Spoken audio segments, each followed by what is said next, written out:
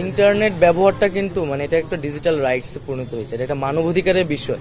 তো ইন্টারনেট বন্ধ বলেন বা সেটাকে সীমিত পর্যায়ে নিয়ে আসা, এই মানবাধিকার বিষয়টাকে মাথায় রেখেই করতে হবে, যাতে কারো মানবাধিকার লঙ্ঘিত না হয় এবং তথ্যের অবাধ প্রবাহ থাকে, যাতে সাংবাদিক সহ শুরু করে সবাই সেই সত্যটি জানতে পারে।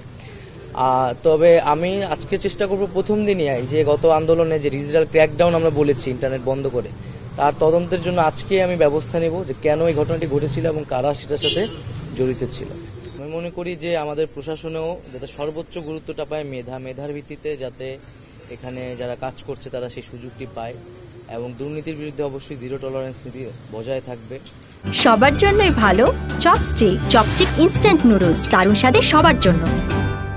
এবং যেহেতু আইসিটি সেক্টরে আসলে তরুণদের কাজের একটা বড় সুযোগ আছে এবং বাংলাদেশে এই ধরনের তরুণ ব্যাপক সংখ্যায় আছেন, তাদের সাথে সেই সংযুক্তিটা আসলে প্রয়োজন। তাদের ক্রিয়েটিভ আইডিয়া এবং এখানে যারা অভিজ্ঞ আছে তাদের একটা সংযোগ ঘটানোর মাধ্যমে একটা তথ্য প্রযুক্তির যে বিপ্লব চলছে সেখানে বাংলাদেশকে নেতৃত্ব দিতে আমি মনে করি বাংলাদেশের তরুণ প্রজন্ম সক্ষম, শুধু প্রয়োজন তাদেরকে সেই সুযোগটি করে দেওয়া।